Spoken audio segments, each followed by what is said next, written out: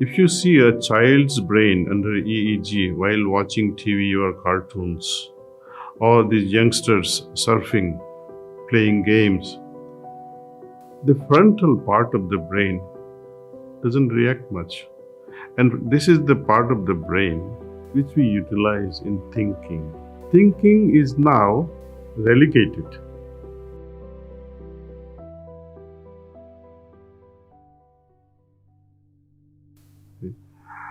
What is wrong with the knife? If that knife was used for murdering someone, what is the fault of this knife? For example, phones. Right? To me, this digital platform is a blessing as well as a curse. There was a time in my village prior to 1980s where there were no TVs. Right? What used to happen then? People in the evening will come together, have some bhajan, kirtan, they will sing, they will have a drama, they will have all sorts of things together. They'll cook together sometimes, they'll eat together sometimes. Now that has become a dream. Even within a house, brother is not able to see brother because they are so busy. Not only, in each bedroom they'll have their own TV. Children will demand their own TV, their own privacy.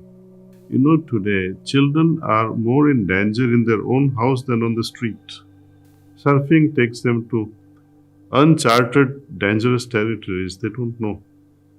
It might feel very enjoyable in the beginning, but it catches them, see. And now, what happens to a child's brain? If you see a child's brain under EEG while watching TV or cartoons, or these youngsters surfing, playing games, the frontal part of the brain doesn't react much. And this is the part of the brain which we utilize in thinking. Thinking is now relegated. It doesn't work. So once you are playing this solitaire game or some other game, what happens there? It goes on. Your mind is not being utilized there, see. You are moving with the characters of the cartoons or characters in the movie. I challenge many youngsters today that you look at the Google News, you go through them. And I ask them, what was the first news you read? No one can tell me.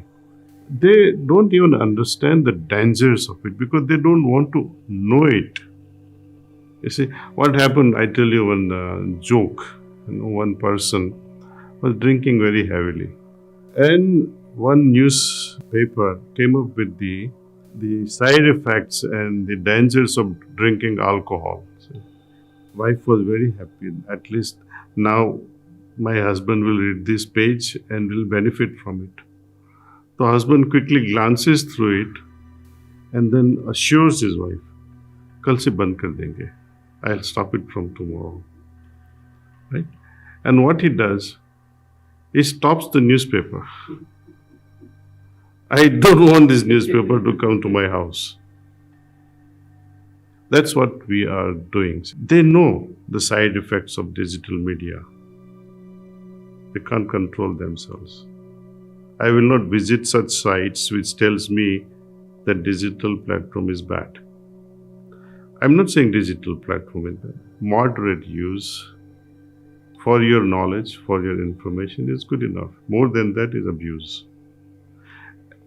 Greeks, many people don't understand how and why they disappeared from this planet, that great Greek civilization. There was a fancy or a fashion for eating in shiny stuff, shiny vessels.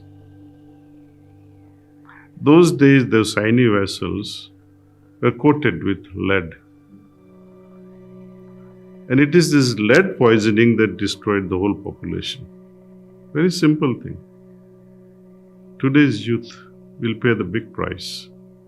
Why blame youth? Everybody, whoever is abusing this media, phones, it has become your kidney kind of an organ or lung kind of an organ without which you cannot live.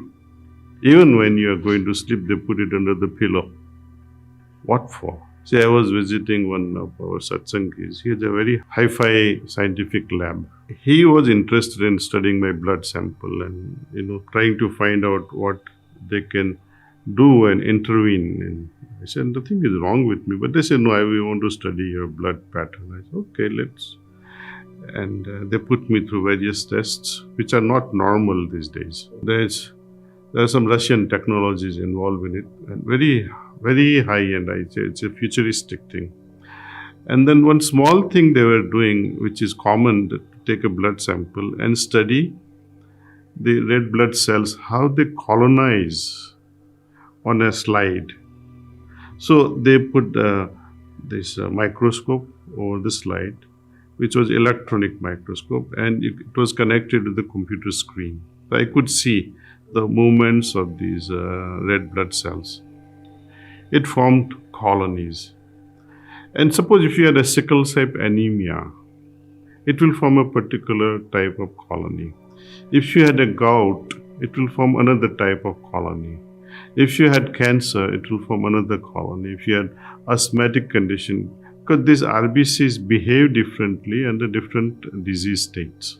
Then my curiosity arose and I asked the person, how would WBC behave? So he showed me WBC, because it was already 10-15 minutes into this watching, or maybe even more.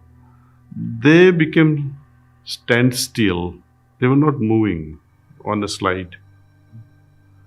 Right? So I said, they are not moving, they are just static at the moment. I said, why don't you bring the phone, turn on your phone and keep it near the slide. They woke up from their static, sleepy state. They started moving frantically. Now, what conveyed this message to these white blood cells to wake up? The danger they perceived. Right? Once they felt threatened, they started moving to capture the danger. Because WBC's job is to capture the danger and get it out of the system. So I noticed that they woke up from nowhere. Suppose this danger continues and they're not able to pick that physical danger they usually pick. This is radiation. How are they going to pick the radiation and move it out of the system? So they will order more and more WBCs to be manufactured. And one day you'll get leukemia. Leukemia is where there is uncontrolled WBC proliferation. And many diseases like that. See, one of my friend, he uses his earphones. He had the phone in his pocket. And since he was an NRI, they have a long meeting, 2 hours long meeting, and he walks around this ashram with phone in his pocket. You know what happened after our long conversation? On his thigh, he had a red patch, iPhone patch like this, rectangle one. See? I say, you still don't want to abandon this phone? Why do you want to keep it on your body? Also, keep a bag. Put the phone in the bag and have the headphone. Doesn't matter that. At least reduce to some extent. Use it only when you must. Otherwise, why are you playing around with it? It is a danger. Very dangerous. And especially people who keep phones, directly attached to the body, here, or to the heart. It is going to affect your heart for sure. And more cases of reproductive aberrations, reproductive diseases are there today. More and more men with lesser and lesser sperm or weaker sperms is the direct results. One is laptop. You keep it on your lap. Those radiations affects your testicles. Similarly, women also. So it has a far-reaching impact on our health. Use it, of course, but use it wisely. So this mechanization is not bad, as long as you know when to use it and when not to use it.